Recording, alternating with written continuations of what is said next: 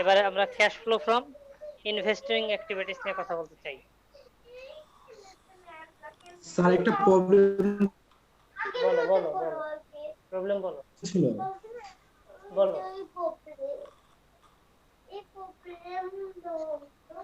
বলো প্রবলেম বলো মাহবুব। বইটা আছে নেট কি আমার প্রবলেম নাকি তোমাদের প্রবলেম? স্যার, নাজিমের বইয়ের স্যার মাহবুবের প্রবলেম মাহবুবের হবে। নেটের নাজিমের প্রবলেম। বইয়ের 389। নাজিমের বইয়ের 94 পেজ। হ্যাঁ স্যার, আমারই হয়তো বা নেটের প্রবলেম। 389 পেজ। 389।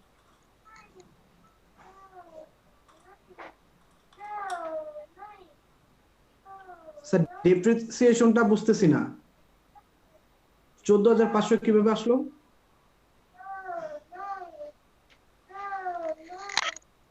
আচ্ছা, নাজিমের বইয়ের কত নাম্বার পেজ বললা? কত নাম্বার পেজ বলছো? 389। 389।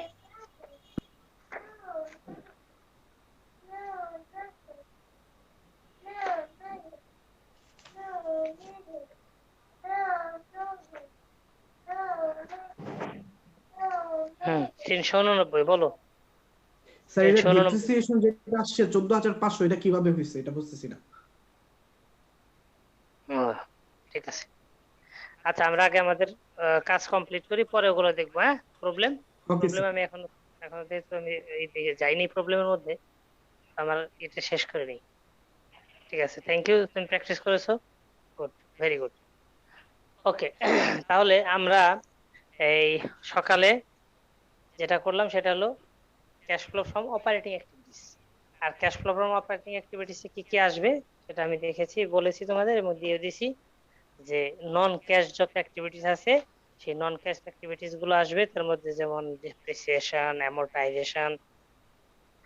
এরপরে তো আমি বলছি যে ফিক্সড অ্যাসেট বা ইনভেস্টমেন্ট, এটা সেল করতে গেলে যে গেইন অথবা লস হবে, ফিক্সড অ্যাসেট বা ইনভেস্টমেন্ট সেল করলে যে গেইন বা লস হবে সেটা আসবে, আসছে অঙ্কের মধ্যে। আর বলছি যে increase or decrease current asset and current liabilities, এগুলো আসবে, ঠিক না? এগুলো আসবে বলছে, এবং সেগুলোই আমার এই অঙ্কের মধ্যে আসছে। এই অঙ্ক যে যা করছিলাম তার মধ্যে ডেপ্রিসিয়েশন এক্সপেন্স আসছে, কারেন্ট অ্যাসেটস এর ইনক্রিজ সেটাও আসছে, কারেন্ট লায়াবিলিটিস এর ইনক্রিজও আসছে। আর তোমার আমি যে প্ল্যান্ট অ্যাসেট যে সেল করেছিলাম, সেই সেল করার ফলে যে লস হয়েছিল সেই লসটুকু আসছে। আর ইনভেস্টমেন্ট সেল করেছি তাতে যে লস হয়েছে সেটাও আসছে। আর এখান থেকে আমি বলছি যেটা ফেভারেবল অর্গানাইজেশনের জন্য, যেটা ভালো সেটা বিয়োগ হবে, আর অর্গানাইজেশনের জন্য যেটা খারাপ সেটা যোগ হবে। তাহলে অর্গানাইজেশনের জন্য ক্ষতিকর এখানে একটাই পেয়েছিলাম, সেটা হলো এই সরি, অর্গানাইজেশনের জন্য ভালো একটাই পেয়েছিলাম, যে কারেন্ট অ্যাসেট ইনক্রিজ করেছে, কারেন্ট অ্যাসেটস ইনক্রিজ করছিল, এটাই অর্গানাইজেশনের জন্য ভালো, এইটাকে আমরা বিয়োগ করেছি। আর সবগুলো অর্গানাইজেশনের জন্য আনএক্সপেক্টেড, তো অর্গানাইজেশনের জন্য আনফেভারেবল, এগুলো এই জন্য অন্য সবগুলো আমরা যোগ করেছিলাম। এরপরে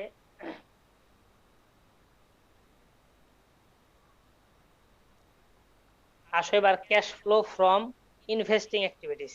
cash flow from investing activities, cash flow. আচ্ছা, এই একই রকম ভাবে ঘর কাটতে হবে। আমরা কিন্তু ঘরের এই একটা ঘরেই আমরা উপরে তো ইয়ে করেছি, অপারেটিং অ্যাক্টিভিটিস করেছি, এবং ওই ঘরের মধ্যে আমরা এখন বিতে করব, ওই ঘরটা কিন্তু ওইটাই আছে। ওই ঘরের মধ্যে আমরা এখন করব হলো cash flow from investing activities. Cash flow from investing activities, cash flow from investing activities. Okay, তাহলে আমরা কথা বলতে পারি।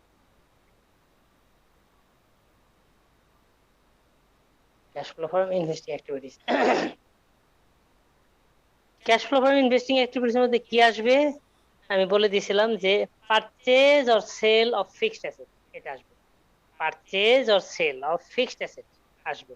তাহলে এখন আর আর বলছি purchase or sale of investment, এটা আসবে। তাহলে ইনভেস্টমেন্ট যদি তুমি ক্রয় করো অথবা বিক্রি করো সেটা আসবে। আর ফিক্সড অ্যাসেট যদি তুমি ক্রয় করো অথবা বিক্রি করো সেটা আসবে, এই দুইটা জিনিস আসবে।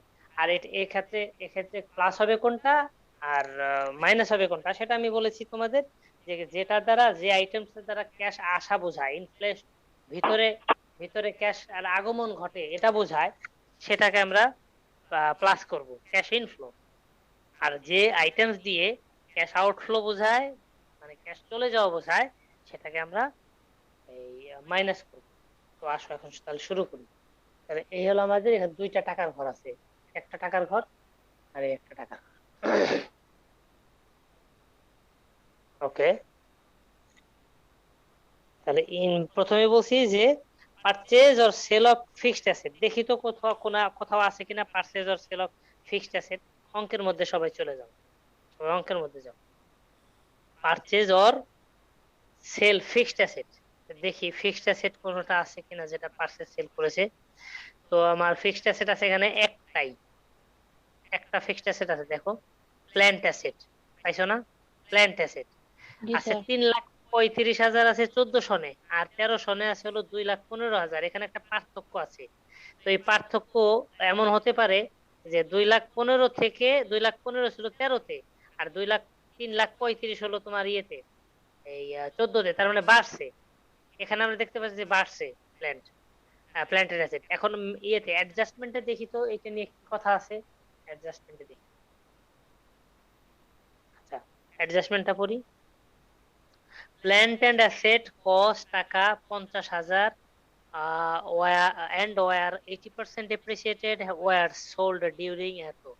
তো এখানে আমি যা দেখতে পারলাম যে প্ল্যান্ট অ্যান্ড অ্যাসেট যেটা 50,000 টাকার ছিল, ওটাকে 80% ডেপ্রিসিয়েট করার পরে ওটা বাজারে বিক্রি করে ফেলেছে 8,000 টাকায়। ডেপ্রিসিয়েশনের পরে 8,000 টাকা বাজারে বিক্রি করে ফেলতেছে। তো এখান থেকে আমি কেনার কথা কিছু পাই নাই, বিক্রি পাইছি। পরে দেখি পরে আরো কিছু আছে কিনা। আহ পরে আর আরো কিছু, এইটা সম্পর্কে আর কিছুই নাই। সি নাম্বারে net income, D number dividend নাই। নাই, তাহলে আমার যেহেতু এখানে এই ইয়েটা প্ল্যান্ট এন্ড অ্যাসেটটা যেহেতু বেশি আছে, সেহেতু আমি একটা খসড়া করব। খসড়া করে ওই বেশিটা কই থেকে আসলো সেটা আমি বের করতে চাই। তো আসো এখন খসড়া ওয়ার্কিং, আমি প্রথমে একটা ডেপ্রিসিয়েশনের জন্য ওয়ার্কিং করছিলাম, তোমাদের মনে আসছে নিশ্চয়ই।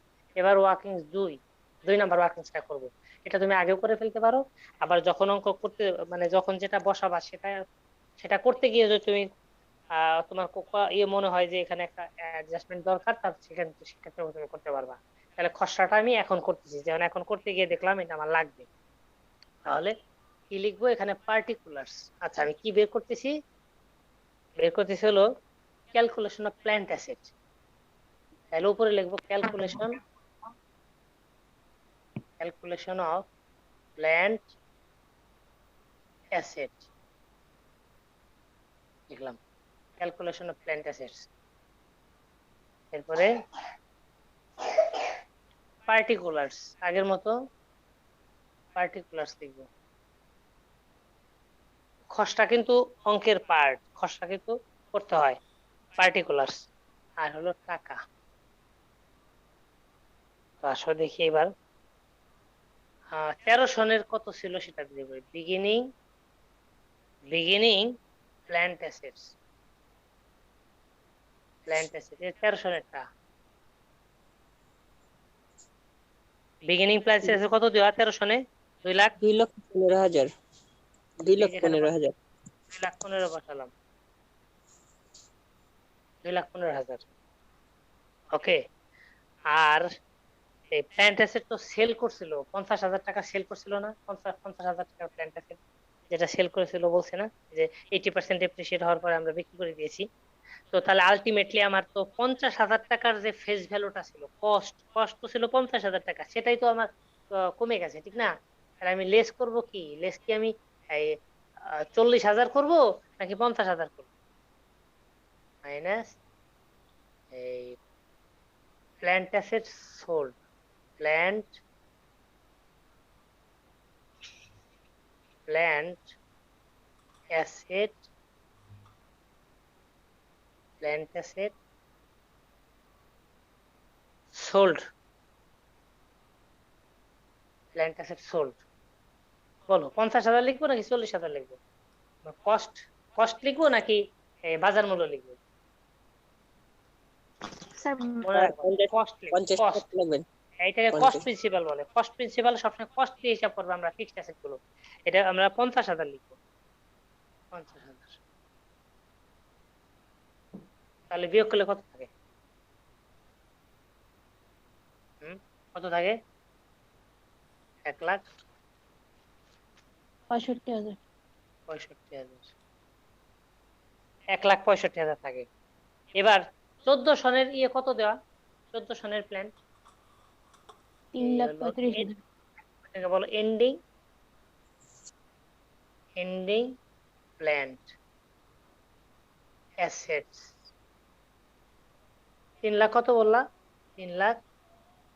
3,35,000। 3,35,000। এটা তো এন্ডিং, ঠিক না? এই যে নিচেরটা এন্ডিং।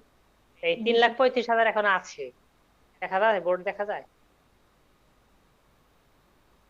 3,35,000। তো এই 3,35,000 আমার এই এন্ডিং আছে আমার কাছে। কিন্তু আমার তো থাকার কথা ছিল হলো 1,65,000 বিক্রি করে দেওয়ার পরে।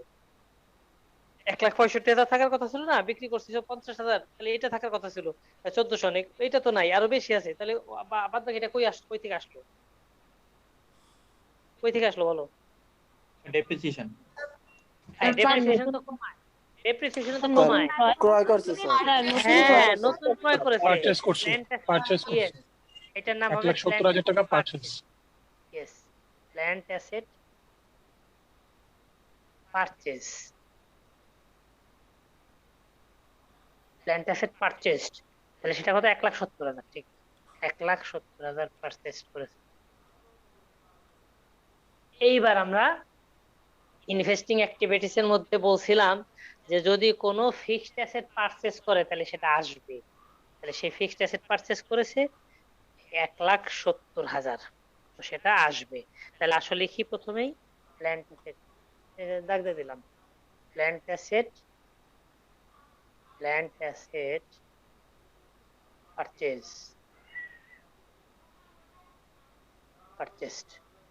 প্ল্যান্ট অ্যাসেটস পারচেজড 1,70,000 ইনার কলামে 1,70,000, কারণ এই আইটেমস আরো আছে। এবার আমাকে বলো এই প্ল্যান্ট অ্যাসেটস পারচেজ যে করলা 1,70,000, এটা কি ক্যাশ ইনফ্লো হলো নাকি ক্যাশ আউটফ্লো হলো? Outflow sir. তাহলে আউটফ্লো Outflow, যদি sir. হয় সেটা কি বিয়োগ হবে না Minus. যোগ হবে? মাইনাস। Exactly, minus. তাহলে ব্র্যাকেট দাও। তো আমার একটা ইনফরমেশন পেয়ে গেলাম। এবার দেখি আর কি আছে। ওই প্ল্যান্ট অ্যাসেট তো সোল্ডও করছে, ঠিক না? তাহলে ফিক্সড অ্যাসেট কিন্তু ফিক্সড অ্যাসেট সে একাধারে কি করেছে? একাধারে সে ফিক্সড অ্যাসেট ক্রয় করেছে 1,70,000, আবার সে ফিক্সড অ্যাসেট তো বিক্রিও করেছে। তাহলে সেই ফিক্সড অ্যাসেট বিক্রি সেটাও তো আসবে। কারণ আমার তো আমি যখন চার্টটা দিছিলাম, টেবিলটা বলছিলাম, তখন তো আমি বলছিলামই যে purchase or sale of fixed asset, দুটোর কথাই বলছিলাম। তো আমি পারচেজটা পেলাম, এবার সেলটা বসাই দিই। আর লেখো plant asset sold, plant assets sold. তো সোল্ডের অ্যামাউন্ট যেটা থাকবে মার্কেট ভ্যালু সেটাই বলবে। সোল্ড করেছে কত টাকা? 10,000 টাকার অ্যাসেট কত টাকায় বাজারে সেল হয়েছে? 8,000। 8,000। তাহলে এটা ক্যাশ ইনফ্লো, এটা প্লাস ক্যাশ ইনফ্লো প্লাস। আচ্ছা, তাহলে আমার ফিক্সড অ্যাসেট নিয়ে এই দুইটাই আছে। আর একটা আছে হলো আমার কি, আর একটা আছে purchase or sale of investment. দেখুন এখন দেখবো আমরা ইনভেস্টমেন্ট কোনো পারচেজ আছে নাকি সেল আছে। দুইটা থাকলে দুইটাই আসবে, আর যদি একটা থাকে একটা বসবে। তাহলে purchase or sale of the investment. এবার আসলে অঙ্কের মধ্যে যাই, দেখি পারচেজ অর সেল কোনো ইনভেস্টমেন্ট আছে কিনা। অঙ্কের দিকে তাকাও। অঙ্কের মধ্যে কমন স্টক তোই না, এই cash flow from investing activities এ আসে না। কমন স্টক আমি হ্যাঁ ওটা তো লং টার্ম। এখানে তো তোমার ইনভেস্টমেন্ট আসবে আর ফিক্সড অ্যাসেট আসবে। আমার ফিক্সড অ্যাসেট এই যে আসলো, এই যে প্ল্যান্ট অ্যাসেট, এটা ফিক্সড অ্যাসেট, এটা আসলো। এটার পারচেজটা আছে, সোলো আছে, দুইটাই আমি দিয়ে দিলাম। কিন্তু এখন আমি দেখবো যে আমার ফিক্সড অ্যাসেট আরো কোনোটা আছে কিনা। না, আর কোনো ফিক্সড অ্যাসেট আমি খুঁজে পাইনি। আর এখন আমি দেখলাম যে দেখবো ইনভেস্টমেন্ট আছে কিনা। হ্যাঁ, এখন দেখি খুঁজে দেখি ইনভেস্টমেন্ট আছে, আছে মনে হইলো। আহ দেখো, লং টার্ম ইনভেস্টমেন্ট পাইছো কিনা ব্যালেন্স শিটের মধ্যে। লং টার্ম ইনভেস্টমেন্ট 10,000 14তে, আর 53,000 তোমার ইয়েতে, 10,000 14 সনে, আর 53,000 হলো তোমার 13 সনে। ঠিক আছে, তাহলে 13 সনের পরে 14 সনে এসে আমরা দেখলাম যে এই ইনভেস্টমেন্টটা কমে গেছে, ঠিক স্যার না? এটা কয় নম্বর এন্ট্রি? এন্ট্রি, এই ব্যালেন্স শিটটা দেখো, সবাই ব্যালেন্স শিটটা দেখো। ব্যালেন্স শিটের মধ্যে দেখো, প্রথমে আছে ক্যাশ, তারপর আছে current assets and other cash, তারপর আছে লং টার্ম ইনভেস্টমেন্ট। পাইছো কিনা? জি স্যার পাইছি পাইছি। হ্যাঁ, তাহলে লং টার্ম ইনভেস্টমেন্ট আছে। তাহলে এটা তো এখন আমাকে, আমি দেখবো ইনভেস্টমেন্ট কিনছে না ইনভেস্টমেন্ট বেচছে, এটা দেখবো। তো এখানে দেখলাম 13 সনে ইনভেস্টমেন্ট ছিল 53,000, আর 14 সনে সেটা 10,000 হয়েছে। তাহলে 14 সনে তো কমে গেছে, ঠিক না? যদি কমে যায়, মিউট করো, মিউট। যদি কমে যায় তাহলে সেটা ইনভেস্টমেন্ট কি সোল্ড হয়েছে নাকি ইনভেস্টমেন্ট পারচেজ হয়েছে? সলভ হয়েছে। তাহলে দেখো, ইনভেস্টমেন্ট সোল্ড, ইনভেস্টমেন্ট কত হয়েছে, বিয়োগ করলে কত হয়? 43,000 স্যার, 43,000 করলে হয় 43,000 না? ওখানে আছে কত, 53 আর 10, 43,000। আচ্ছা, আমি আরেকটু দেখবো এই অ্যাডিশনাল ইনফরমেশনে এই নিয়ে আরো কোনো কিছু আছে কিনা, অ্যাডিশনাল ইনফরমেশন দেখবো আছে কিনা। আসলে দেখি, held to maturity securities carried at a cost of টাকা 43,000 পাইছো? ওই যে বিয়োগ করে 43,000 হয়েছে না, সেই 43,000 এর কথা বলতেছে। তাহলে পেলাম held to maturity securities. Held to maturity securities এইটাই তো আমার বিনিয়োগ, এটাই তো আমার long term investment. Held to maturity securities, এটার নাম আর কি, carried at a cost of টাকা 43,000 on December 31, 2013, were sold in 2014 for টাকা 34,000। এবার আমাকে বলো, 43,000 জিনিস 14,000 34,000 বিক্রি হয়েছে, তাহলে আসবে কোনটা? এই 43,000 আসবে নাকি 34,000 আসবে? আমার 34,000 বিজনেসে, বিজনেসে ঢুকছে কত টাকা? স্যার 34,000। হ্যাঁ, তাহলে 34,000 আসবে। এখানে কিন্তু 43,000 আসবে না, আসবে 34,000। 34, হ্যাঁ, যদি আমার এই অ্যাডজাস্টমেন্ট না থাকতো তাহলে কিন্তু 43,000 আমি বসাইতাম। কথা বুঝছো কিনা? কথা কি ক্লিয়ার হয়েছে? স্যার কথা জি কথা স্যার। ক্লিয়ার হয়েছে না? ওকে, ফাইন। আসো এবার জি আমরা, স্যার। হ্যাঁ, তাহলে আমার আর কোনো আইটেমস আমি খুঁজে পাচ্ছি না, ইনভেস্টমেন্ট আর নাই, ফিক্সড অ্যাসেট আর নাই, তাহলে আমাদের তো এটা শেষ। এই ওয়ার্কিংসটা মুছে ফেললাম, খসড়াটা মুছে ফেললাম। তো এবার আমাকে বলো, যোগ বিয়োগ করে কত হয়? আউটার কলামে যোগ বিয়োগ করে কত হয়? কত হয়? 25,000 স্যার। 25,000 স্যার। যোগ বিয়োগ করে 25,000, এটা তো 1,70,000, স্যার বিয়োগ নেগেটিভ 1,00,000। আসছে 1,28,000। 1,28,000 হবে স্যার। হ্যাঁ, এইটাই আমি বলছি, 1,28,000। এটা কি মাইনাস? জি স্যার। স্যার এখানে মাইনাস লিখবে, লেখা হবে নাকি কমেন্টসে লেখা হবে যে ব্র্যাকেট দিয়ে রাখবা, এখানে মাইনাস টাইনাস কিছু না, যেভাবে আছে ব্র্যাকেট দিবা। পজিটিভ আসলে ব্র্যাকেট দিবা না, পজিটিভ না আসলে ব্র্যাকেট দিবা। এখন এইটাকে আমরা লিখবো হলো নেট ক্যাশ। কি বলবো বলো তো? Net cash. আমি বলছিলাম Outflow। যদি, হ্যাঁ না, আউটফ্লো না, আমি বলছিলাম যে using by financing activities. Used হবে স্যার। স্যার হ্যাঁ, net plus use by net cash use by use, এটা। আর যদি পজিটিভ হতো তাহলে provided, used by investment activity. investing activities, investing activities, এই তো। তাহলে আমি ইনভেস্টিং অ্যাক্টিভিটিস থেকে এই ক্যাশটা ইউজ করেছি, এটা ইউজড হয়েছে, এটা আমার লাগবে, এটা আমার দরকার, ওকে, তাহলে আমার cash cash flows from investing activities clear হয়ে গেল। এবার লাস্ট অফ অল সি, এটা ছিল বি। সি নাম্বারে হলো আমাকে বলছে cash flow from financing activities করো। তাহলে আশা করি cash flow from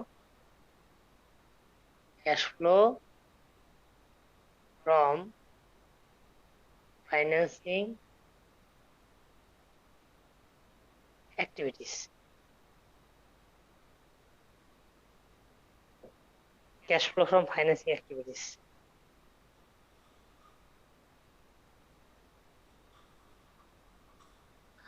okay, cash flow from financing activities এ কি কি যায় আমি একবার তোমাকে শোনাই।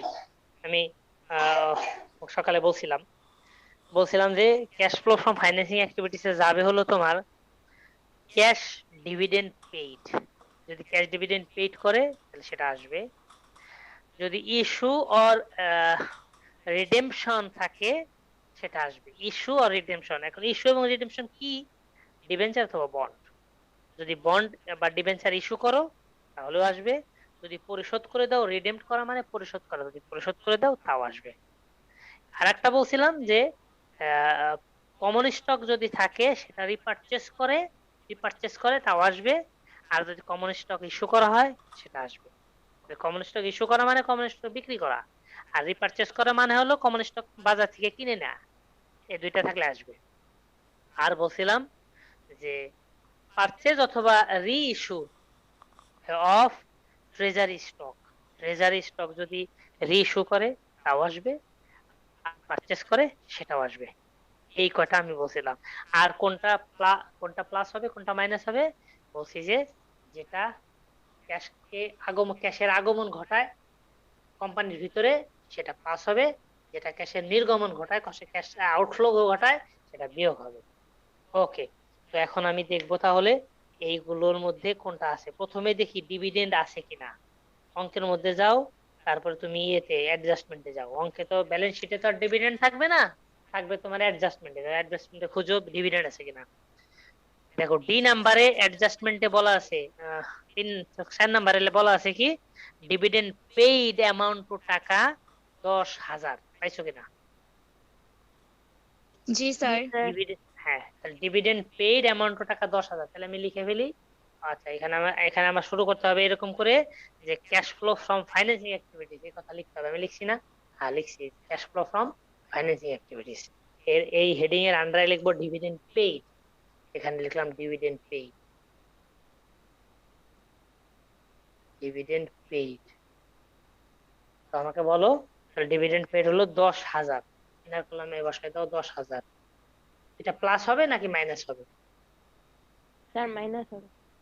তাহলে ব্র্যাকেট দাও মাইনাস। এবার আসো ডিভিডেন্ড শেষ। দ্বিতীয় বলছে যদি ইস্যু থাকে কোনো ডিবেঞ্চার বা বন্ড, এগুলো যদি ইস্যু থাকে তাহলে সেটাও আসবে। দেখি অঙ্কের মধ্যে গিয়ে কোনো ইস্যু আছে কিনা।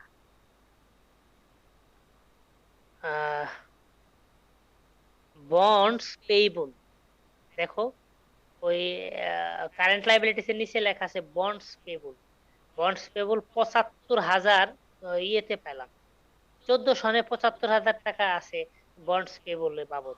আর 13 সনে কিন্তু বন্ডস পেয়েবল বাবদ কিছু নাই, দেখছো কিনা? ঠিক আছে না? জি স্যার। তাহলে এই 14 সনে আসলো কই থেকে? এটার নাম কি দিব? এটার নাম কি? স্যার পারচেস হয়েছে, মানে ইস্যু করছে স্যার। রিপারচেস। হ্যাঁ হ্যাঁ, ইস্যু করছে না স্যার, না, ইস্যু করছে, বিক্রি করছে, ইস্যু করেছে। তাহলে লিখবো issue bond. Sir issue bond issue, হ্যাঁ বন্ড ইস্যু আরো সুন্দর শব্দ, বন্ড বা ইস্যু বন্ড। তাহলে বন্ড ইস্যু, তাহলে বন্ড ইস্যু হলো ওখানে লেখা আছে হলো, হ্যাঁ হ্যাঁ প্যাস লাগছে। নাম দিয়ে প্যাস লাগছে। আর ওখানে পেবল লেখা আছে না, বন্ড পেবল, এটার লং টার্ম লাইবিলিটিস এর নাম ছিল বন্ড পেবল। তাহলে আমিও তাই লিখবো ইস্যু বন্ড পেবল, যা লেখা আছে তাই লিখবো বন্ড পেবল। 75,000 না, 75,000।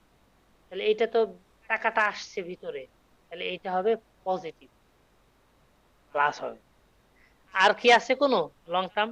কোনো আছে কমন স্টক রিপারচেজ করেছে এরকম আছে, বা বিক্রি করেছে এরকম আছে?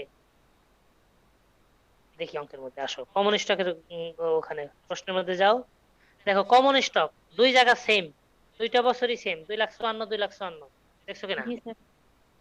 আচ্ছা, এখন আর কোন আইটেমস আমি এখানে দেখতেছি না। রিটেন আর্নিংস তো নেট ইনকাম বের করার জন্য লাগে, আমার তো নেট ইনকাম দেওয়াই আছে, আমি তো রিটেন আর্নিংস নিয়ে মাথা ঘামাবো না, আমার টেনশন ফ্রি। তো এবার আমি তাহলে পেয়ে গেলাম আইটেমস গুলো। তো এবার আমাকে বলো যোগ বিয়োগ করে কত হয়, আউটার কলামে কত বসবে? 65,000। 65,000 প্লাস, ঠিক না?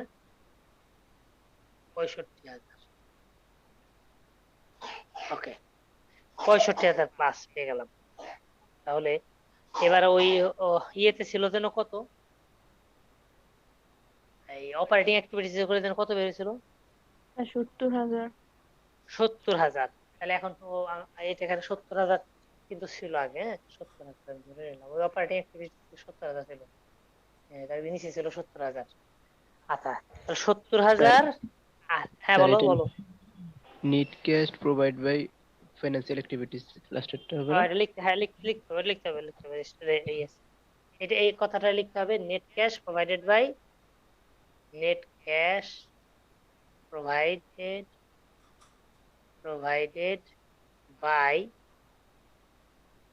প্রোভাইডেড বাই এই ফাইন্যান্সিং অ্যাক্টিভিটিস, লিখে নাও সবাই, financing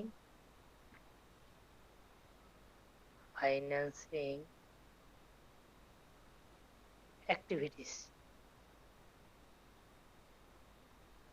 net cash provided by financing activities. এটা হলো কত? 65,000। এই 65,000 হলো net cash provided by financing activities, এই যে 65,000।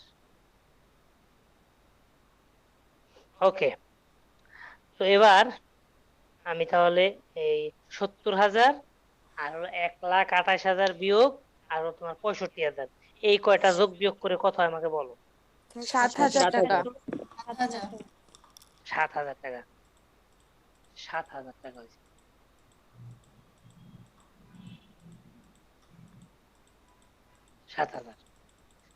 আচ্ছা, এবার এই আমাকে আর একটা বলো আইটেম, সেটা হলো এই তোমার ইয়েতে ক্যাশের আইটেমসে যাও, ক্যাশ ব্যালেন্স শিটে ক্যাশ আইটেমে যাও, সেখানে এন্ডিং ক্যাশ ব্যালেন্স মানে হলো তোমার এই 2014 সনের ক্যাশ ব্যালেন্স কত আমাকে বলো? 15,000।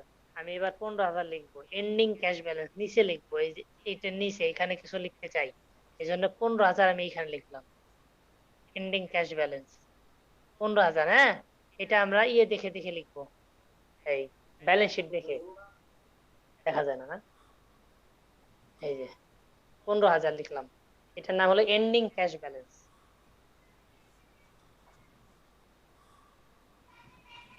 Ending cash balance,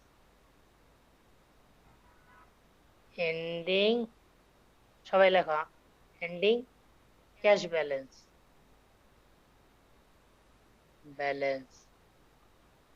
ending cash balance 15,000, কিন্তু ওইখানে কিন্তু আমার দেওয়া আছে হলো 7,000, ক্যাশ অ্যাভেলেবেল কিন্তু আমার 7,000, কিন্তু এন্ডিং এ আমি দেখলাম যে আমার দেওয়া আছে 15,000। ঠিক আছে, তাহলে বাদ বাকি 8,000 এটা কি, এটার নাম কি? স্যার বিগিনিং ব্যালেন্স তো এটা ক্যাশ ব্যালেন্স। এখন তুমি দেখো ওই বিগিনিং ব্যালেন্স কত আছে, ব্যালেন্স শিটে দেখো। স্যার 8,000। আলহামদুলিল্লাহ, মিলে গেছে, অঙ্ক মিলে গেছে। তাহলে এখন এটার নাম হবে যোগ beginning balance, beginning balance 8,000। Sir তাহলে এই কংগ্রাচুলেশন। ওয়েলকাম। তাহলে এই হলো আমার 15,000। এখন এই যে 7,000-এর একটা নাম আছে, সে নাম লেখা নামে আমি জায়গা খুঁজে পাইনি, এইখানে সেই নামটা হবে, এইটা এখানে নাম হবে একটা, এখানে আমার এই যে 7,000 বের করছিলাম না, এই 7,000-এর একটা নাম আছে, বলো এই 7,000-এর নাম কি বলো তো? Cash flow. ক্যাশ ফ্লো, ঠিক আছে, কিন্তু কি সেটা? Cash available. Net increase in cash. Net increase of cash, during the year সারা বছর ধরে এই ক্যাশটা বেশি ছিল, ইনক্রিজ হয়েছিল। এটা যদি নেগেটিভ হইতো তাহলে ডিক্রিজ দেখতাম। এই যে এই কয়টা হিসাব নিকাশ করে এইটা যদি নেগেটিভ বের হইতো তাহলে আমরা বলতাম যে decrease, net cash decrease during the year, সারা বছর ধরে এত ক্যাশ ঘাটতি হয়েছে। এখন লিখবো এই 7,000 ক্যাশ উদ্বৃত্ত হয়েছে, ইনক্রিজ হয়েছে, বাড়ছে, এটা এই 7,000।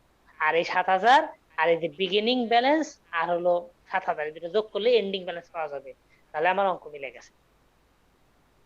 তোমরা আমার একজন প্রশ্ন করছিলা যে ক্যাশ কোথায় যাবে, এই যে ক্যাশ যেখানে যাবে সেখানে আমার চলে আসলো। স্যার বলো, কমন বলো। স্টক গুলো আসলো না কেন স্যার, একটু বুঝি না এটা। কমন স্টক তো সেম আছে, একই পরিমাণ আছে, দেখো না, সেম 2 বছর একই পরিমাণ আছে, কোনো চেঞ্জ হয় নাই। 13তে যা ছিল 14তে তাই আছে। অবশ্যই কমন স্টক আসতো যদি কম বেশি হইতো। যদি 13তে থাকতো মনে করো যে 1 লাখ, আর 14তে এসে হয়েছে 2 লাখ, তার মানে কমন স্টক ইস্যু করছে। আবার এমন যদি হইতো 14তে আছে 13তে আছে 2 লাখ, আর 14তে হয়েছে 50,000, তার মানে কি কমন স্টক কিনে নিছে কোম্পানি রিপারচেজ করেছে, আসতো। স্যার ডিভিডেন্ড পেডটা একটু বলবেন? ডিভিডেন্ড পেড অঙ্কের মধ্যে দেওয়া আছে। হ্যাঁ স্যার, এর মধ্যে এটা মাইনাসটা কেন এটা? ও আমি কিন্তু বলছিলাম যে cash flow from financing activities এবং cash flow from investing activities, এই দুইটার মধ্যে একটা বড় মিল, সেটা হলো যত ক্যাশ ভিতরে আসবে, যত ক্যাশ কোম্পানির ভিতরে আসবে সব যোগ, আর যত ক্যাশ কোম্পানি থেকে চলে যাবে সব বিয়োগ। তাহলে এই যে ডিভিডেন্ড তুমি দিয়ে দিলা, তাহলে কোম্পানি থেকে কি 10,000 টাকা বের হয়ে গেছে নাকি 10,000 টাকা আসছে? তুমি নিজেরে কোম্পানি ভাববা, তুমি কিন্তু নিজেরে বিনিয়োগ করে ভাবো না, তাহলে কিন্তু সর্বনাশ। তুমি কিন্তু শেয়ার হোল্ডার ভেবো না নিজেকে, তুমি হলো কোম্পানি এই কাজ করতেছে। তাহলে কোম্পানি থেকে 10,000 চলে গেছে না? চলে গেছে। হ্যাঁ, এই জন্য এটা বিয়োগ। আর কোনো প্রশ্ন আছে এখানে? এবার আমাকে একবারে প্রথম থেকে একবার সামনে নজর, এখানে সবচেয়ে বড় অঙ্কটা মানে যাতে ভুল না হওয়ার সবচেয়ে বড় যে জায়গাটা, সেই বিষয়টা হলো তোমাকে খেয়াল রাখতে হবে যে এই যে 3টে অ্যাক্টিভিটিস আছে, এই 3টে অ্যাক্টিভিটিস এর মধ্যে কোন অ্যাক্টিভিটিসে কোন জিনিসটা যায়, এইটা তো যদি তুমি মনে রাখতে পারো, দেখে যদি বুঝতে পারো, এই আইটেম চিহ্নিত করতে পারো, তাহলে তোমার কাছে অঙ্ক পানি হয়ে যাবে। ইনডাইরেক্ট মেথডে cash flow statement very easy হয়ে যাবে। তাহলে কোনটা ইনভেস্টিং অ্যাক্টিভিটিস এর মধ্যে যায়, কোনটা এই ফাইন্যান্সিং অ্যাক্টিভিটিস এর বলো। প্রশ্ন বলো তানভীর।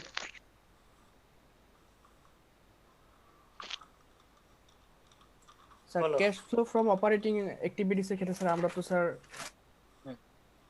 করছিলাম যে কোম্পানিতে যেগুলো ফেভারেবল এগুলো আমরা যোগ করছি, আর যেগুলো আনফেভারেবল এগুলো বিয়োগ করছি, মানে ওটা বললাম নাকি? না উল্টা বলছো। কোম্পানির জন্য যেটা খারাপ এটা আমরা যোগ করছি, আর যেটা ভালো এটা বিয়োগ করছি। হ্যাঁ, এখন ঠিক আছে। আচ্ছা, বলো।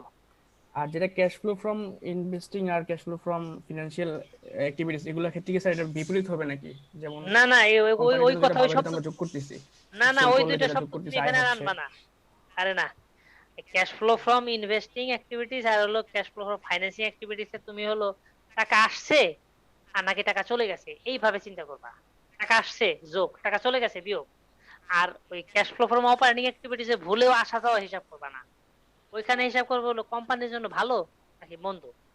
কোম্পানির জন্য ভালো, যদি ভালো হয় বিয়োগ, মন্দ যোগ।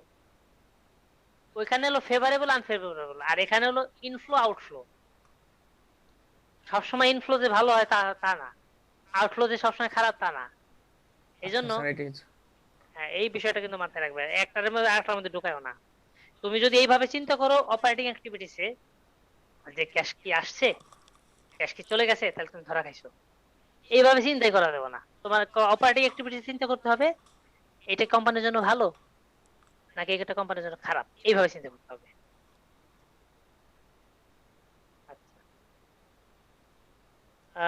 এবার আমি তোমাকে বাড়ি কাজ। হ্যাঁ বলো। স্যার পাশে স্যার প্লাস মাইনাস দিয়ে লিখলে কি মানে কেটে দেওয়ার সম্ভাবনা আছে, মানে যদি ভুল হয়ে যায় এর জন্য? মানে এই যে এইখান দিয়ে অ্যাডজাস্টমেন্ট গুলো যে লিখবো, জি স্যার এখানে এখানে প্লাস, হ্যাঁ কোনো সমস্যা নাই, লিখতে পারবা লিখতে পারবা। আচ্ছা স্যার। এখানে প্লাস, এইখানে কোন কোন বইতে অ্যাড লিখে যে কয়টা অ্যাড আছে সব কয়টা এক জায়গায় লিখছি, আর লেস লিখে যে কয়টা লেস হয়েছে সে কয়টা এক জায়গায় লিখছি। এটা করতে পারো, সমস্যা নেই। তো আমি আমি ওইটা করিনি কেন, আমি হলো এইভাবে করেছি, যেটা যখন খুঁজে পাইছি ওইটা তখন বসাইছি, বসায় তারপর ওইটা ওইটা প্লাস হবে না মাইনাস হবে ওইভাবে আমি ব্যাখ্যা চিহ্ন দিয়ে দিছি। আর আমার তাহলে খুঁজতে হইতো কি ডাবল ডাবল, আমার বারবার খুঁজতে হইতো। আমি দেখতাম যে প্ল্যান্টের অ্যাসেট আছে, যে এটা হলো মাইনাস হবে, এটা তাহলে নিচে আসবে, এটা এখন দেবো না, এটা পরে দেবো।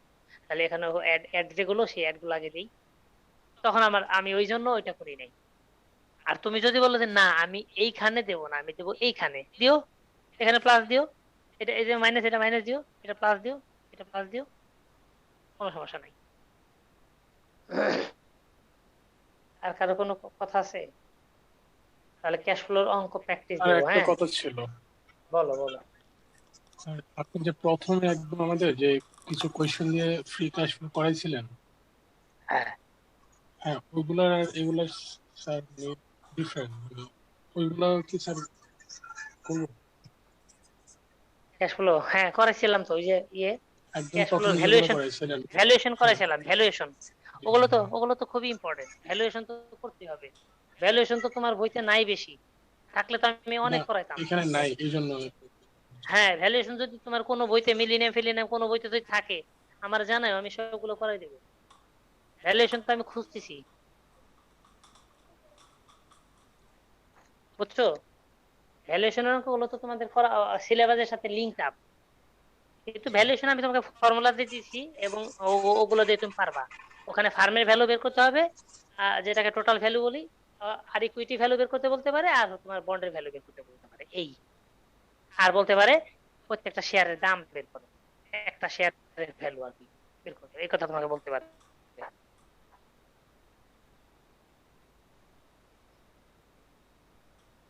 তবে যতটুকু পড়াইছি ইনশাল্লাহ আমার মনে হয় পারবা, সমস্যা হবে না।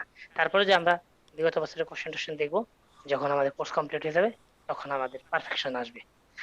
আচ্ছা এবার তোমাকে আমি নাজিমের বইয়ের অঙ্ক উত্তর করা আছে, সবার কাছে নাজিমের বই আছে, এই জন্য নাজিমের বই থেকে আমি প্র্যাকটিস দিচ্ছি। আর ইয়ের বই থেকে, নাজিমের বই থেকে প্র্যাকটিস দিচ্ছি। আর হলো তোমার উত্তর ছাড়া আমি কিছু দিচ্ছি, ওগুলো নিজের পড়ার জন্য। উত্তর ছাড়া দেব, ওইটা আমি ছবি তুলে দেব। আর উত্তর সহ হলো নাজিমের বইতে ইনডিরেক্ট মেথডের যে কয়টা অঙ্ক আছে, এই যে চ্যাপ্টারে লেখা, এই চ্যাপ্টারে, এই চ্যাপ্টারের নাম নগদ প্রবাহ বিশ্লেষণ। এই নগদ প্রবাহ বিশ্লেষণের যে কয়টা ইনডিরেক্ট মেথড আছে, ডিরেক্ট মেথড না, আমি ডিরেক্ট মেথড তোমাকে করাইনি এখন। ইনডিরেক্ট মেথডের সব কয়টা অঙ্ক তুমি দেখবা বসে বসে, কিছু অঙ্ক এখান থেকে তুমি কিছু অঙ্ক করবা হাতে কলমে, আর প্রবলেম গুলো অ্যারেঞ্জ করলে সেই প্রবলেম গুলো স্পেসিফিক আমাকে বলবা। যেমন আমাকে পেজ হলো তোমার শুরু হয়েছে 365 থেকে, অঙ্ক এক্সাম্পল গুলো শুরু হয়েছে 365 থেকে শুরু হয়ে 378 পৃষ্ঠা থেকে 394 পৃষ্ঠা পর্যন্ত, 95 358 395 থেকে শুরু, 78 পৃষ্ঠা থেকে 395 পৃষ্ঠা পর্যন্ত আছে। 378 পৃষ্ঠা থেকে 95 পৃষ্ঠা। ঠিক আছে, এক এক বইতে এক একটা। আমি তোমাকে চ্যাপ্টার নামটা বলে দিছি, চ্যাপ্টার নাম হলো নগদ প্রবাহ বিশ্লেষণ, ক্যাশ ফ্লো স্টেটমেন্ট অ্যানালাইসিস, এই হলো চ্যাপ্টারের নাম। এই চ্যাপ্টারে যে কয়টা অঙ্ক দেওয়া আছে সেই কয়টা অঙ্ক তুমি খুঁজে খুঁজে বের করে প্রত্যেকটা প্র্যাকটিস করবা। যেমন মাহবুব প্র্যাকটিস করছে, মাহবুবের একটা প্রবলেম অ্যারেঞ্জ করছে, এটা আমি আজকে উত্তর দিচ্ছি না, তোমরা সবাই মিলেই করো। আমি ইনশাল্লাহ আগামীকাল রাতে এটার উত্তর দেব। আর আগামীকাল সকালে সবাই ক্লাসে আসবা, আমি আগামীকাল সকালে তোমাদেরকে অন্য চ্যাপ্টার পড়াবো। হ্যাঁ, অন্য কোর্স পড়াবো। ওকে, বলো স্যার। বলো স্যার আপনি আমাদের এই ফ্রি ক্যাশ ফ্লোর আগে তো অঙ্ক প্র্যাকটিস করতে দিয়েছিলেন না 21 পর্যন্ত? স্যার ওটা তো 19, 20, 21 এ প্রবলেম ছিল। হ্যাঁ, ওখানে প্রবলেম আছে। জি স্যার। স্যার ওখানে লাস্টে কিছু প্রবলেম ছিল। ঠিক আছে, ওই আলোচনা করব, কালকে বলে দেব, কালকে বলে দেব। স্যার তাহলে কালকে সকালেও ক্লাস আছে?